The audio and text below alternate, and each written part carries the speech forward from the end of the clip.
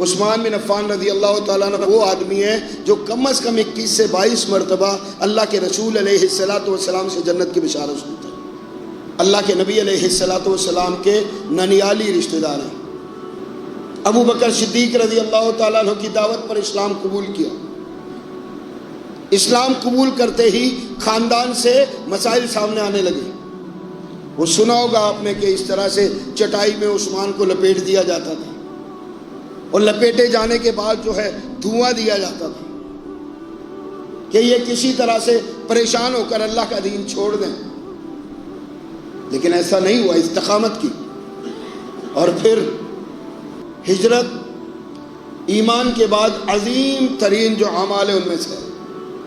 عثمان نے ایک نہیں 2 مرتبہ ہجرت کی، ایک بار حبشہ کی طرف اور دوسری بار مدینہ۔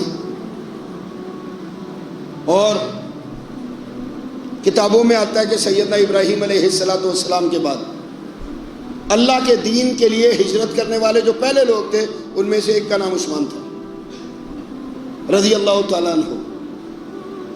اور دوسری ہجرت کہاں کی؟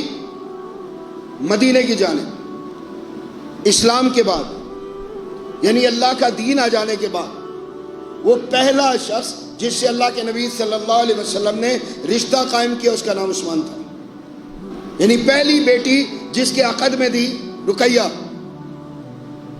اس کا نام جو ہے وہ عثمان تھا۔ اور اللہ اکبر، آپ دیکھیں اللہ کے نبی علیہ السلام بدر کے لیے جا رہے تھے، بدر کے لیے جا رہے تھے، عثمان بن عفان آ گئے رضی اللہ تعالیٰ عنہ، اور آ کر اللہ کے نبی علیہ السلام کی خدمت میں عرض کرتے ہیں، آنکھوں میں آنسو ہیں، آ کر کہتے ہیں اللہ کے نبی میں آپ کے ساتھ جانا چاہتا ہوں، میں اس مارکے کا حصہ بننا چاہتا ہوں، لیکن آپ کی بیٹی بیمار ہے، آپ مجھے حکم فرمائیے میں کیا کروں۔ اللہ کے نبی صلی اللہ علیہ وسلم ارشاد فرماتے ہیں عثمان تم چلے جاؤ، گھر چلے جاؤ، تم انشاءاللہ بدر والوں میں سے ہو۔ عثمان بن عفان گھر چلے گئے، اللہ کے نبی علیہ السلام بدر کی طرف چلے گئے۔ اللہ فتح عطا فرماتا ہے، مال غنیمت ہاتھ آیا، اب اس کے حصے کیے جا رہے ہیں، اور حصے وہ جو فاتح صحابہ تھے ان میں برابر برابر بانٹا جائے گا۔ تو ایک حصہ یعنی سب کو مل گیا ہے، ایک حصہ اللہ کے نبی علیہ السلام نے اضافی علیحدہ کر دیا۔ اللہ کے نبی صلی اللہ علیہ وسلم فرماتے یہ عثمان کا حصہ ہے، وہ گھر میں رہ کر بھی اہل بدر میں سے۔ اور اس کے بعد عثمان بن عفان رضی اللہ تعالیٰ عنہ کی آمد ہوتی ہے، اور جب آمد ہوئی تو آنکھوں میں آنسو، اور پاس ایک خبر موجود تھی، اور وہ خبر کیا تھی بھلا؟ کہ اللہ کے رسول صلی اللہ علیہ وسلم آپ کی جو بیٹی تھی دختر رقیہ رضی اللہ تعالی عنہا وہ فوت ہو گئی۔ اللہ اکبر، یقینی طور پر بہت زیادہ جو ہے دکھ اور افسوس والی خبر ہوگی یا نہیں؟ لیکن وہاں بھی اللہ کے نبی علیہ السلام دل جوئی کرتے ہیں، کس کی بھلا؟ عثمان بن عفان کی رضی اللہ تعالی۔ اور ایک کے بعد دوسری بیٹی جس کا نام ام کلثوم ہے، وہ عثمان بن عفان رضی اللہ تعالیٰ عنہ کے عقد میں دینے کا اعلان کرتے ہیں۔ شادی ہو گئی، نکاح ہو گیا، اب اللہ کا کرنا کیا ہے؟ یہ بھی دنیا سے چلی گئی، یہ بھی دنیا سے چلی گئی۔ پھر مغموم، پھر غمزدہ عثمان، اور پھر اللہ کے نبی علیہ السلام کے حضور حاضری۔ 2 بیٹیوں کا دکھ تھوڑا تو نہیں ہوتا، ہاں جی 2 بیٹیوں کا دکھ تھوڑا تو نہیں ہوتا، لیکن وہاں بھی اللہ کے نبی علیہ السلام ٹھارس بندوا رہے کس کی؟ عثمان کی۔ اور فرماتے ہیں یہ 2 بیٹیاں تھیں، اگر 40 ہوتی نا ایک ایک کر کے عثمان کو دے دیتا۔ آج میں دیکھ رہا تھا ایک کتاب، تو اس میں ذکر تھا عثمان بن عفان رضی اللہ تعالیٰ عنہ کے جانوروں کے ریوڑ کا، کہ مدینے کی جانب عثمان بن عفان رضی اللہ تعالیٰ عنہ کے جانوروں کا ریوڑ آ گیا۔ جب وہ ریوڑ آیا تو لوگ دیکھنے کے لیے نکلے، دیکھنے کے لیے نکلے کہ اتنے جانور آئے، اور جائیں کتابوں کو دیکھیں تو آپ کو پتہ چلے گا یہ مدینے کے اطراف کا سارا علاقہ جو ہے وہ عثمان کے جانوروں سے بھر گیا تھا۔ بڑا مال دیا تھا اللہ رب العزت نے، بڑا مال دیا تھا نا، لیکن مال کا استعمال کیا تھا؟ کیا استعمال تھا مال کا؟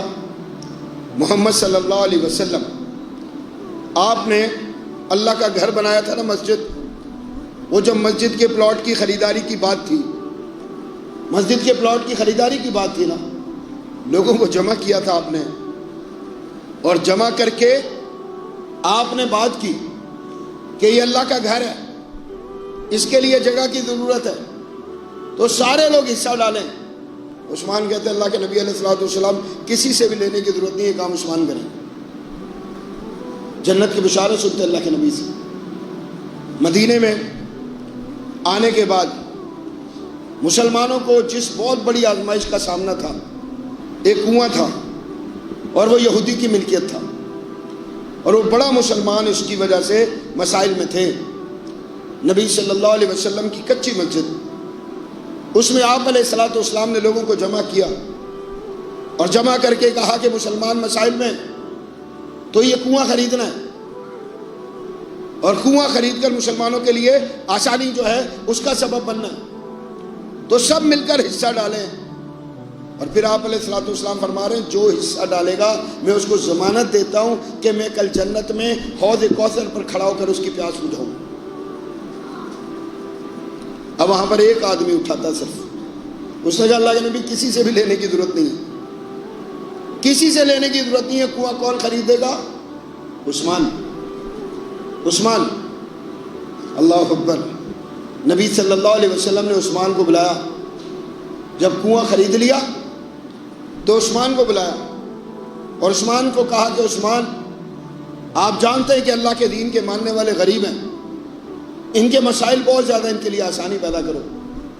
عثمان بن عفان کہتے ہیں اللہ کے نبی یہ جو کنواں ہے نا، یہ کنواں یہ میں اپنی ملکیت میں نہیں رکھنا چاہتا، یہ میں وقف کرتا ہوں، آپ کے حوالے کرتا ہوں، مسلمانوں کے لیے وقف ہے.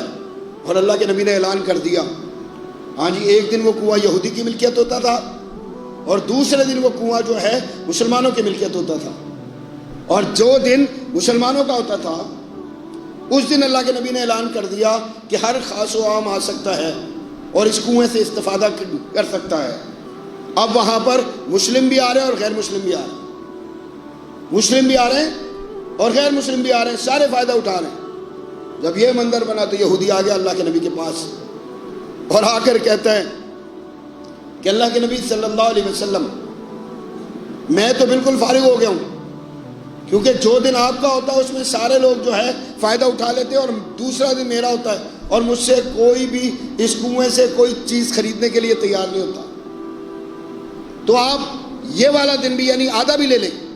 اب اللہ کے نبی نے پھر جمع کیا صحابہ کو اور پھر وہی بات کی. پھر وہی شخص اٹھتا ہے اور وہی شخص اٹھ کر کہتا ہے اللہ کے نبی آپ کسی سے کچھ بھی نہ لیں، یہ کنویں کی جو رقم ہے یہ عثمان ادا کریں. اللہ اکبر. یاد رکھیں، یاد کریں جیش اسرت. آج ہم حالت اظہار بیان کرتے ہیں اپنے ملک کی، اپنے وطن کی، ہاں جی، ہم حالت اظہار بیان کرتے ہیں امت مسلمہ کی، لیکن ہم میں سے قربانی پر کون آمادہ ہے؟ ہم میں سے اپنے حصے کا کردار ادا کرنے پر کون آمادہ ہے؟ وہ جیش اسرت آپ نے سنا ہوگا جس کو کہتے ہیں غزوہ تبوک. مال کی اپیل کی اللہ کے نبی علیہ الصلوۃ والسلام نے، اور آپ نے فرمایا کہ جو 100 اونٹ اللہ کے راستے میں دے گا، 30,000 لوگ تھے جو اللہ کے نبی علیہ الصلوۃ والسلام کے پاس آ گئے تھے اس جنگ میں حصہ لینے کے لیے، سواریاں نہیں تھیں ان کے لیے. اللہ کے نبی صلی اللہ علیہ وسلم اعلان کر رہے ہیں کہ کون ہے جو 100 اونٹ دے گا، 100 اونٹ دے گا، میں اسے جنت کی بشارت دیتا ہوں. عثمان کھڑے ہوتے اللہ کے نبی میں دیتا ہوں. دوسری بار پھر اللہ کے نبی نے اعلان کیا، عثمان کھڑے ہوتے میں دیتا ہوں. 9 مرتبہ 900 اونٹ عثمان بن عفان رضی اللہ تعالیٰ عنہ دیتے ہیں، 200 گھوڑے دیتے ہیں، سونا اور چاندی دیتے ہیں. اور اللہ کی قسم پوری تاریخ پڑھ لیں، میں کہتا ہوں تاریخ دیکھیں گے نا، 2-3 چیزیں ایسی ہیں جو آپ کو عثمان میں ملے گی، کسی میں بھی نہیں ملے گی. مثال کے طور پر 1,24,000 انبیاء آئے، ان میں سے کوئی ایک نبی ایسا جس نے اپنی 2 بیٹیاں کسی ایک شخص کے عقد میں دے دی سوائے محمد صلی اللہ علیہ وسلم کے، جنہوں نے عثمان کو اپنی 2 بیٹیاں دی۔ اور پھر جو معلوم کے مطابق ہے، جو ان کتابوں میں موجود ہے، یہ جب جیش اسرت کے لیے مال فراہم کیا محمد صلی اللہ علیہ وسلم کو، عثمان بن عفان رضی اللہ تعالیٰ عنہ نے ایک جملہ کہتے اللہ کے نبی، وہ جملہ معلوم کے مطابق کسی بھی نبی نے اپنے کسی امتی سے نہیں کہا سوائے عثمان کے۔ اور وہ جملہ کیا تھا؟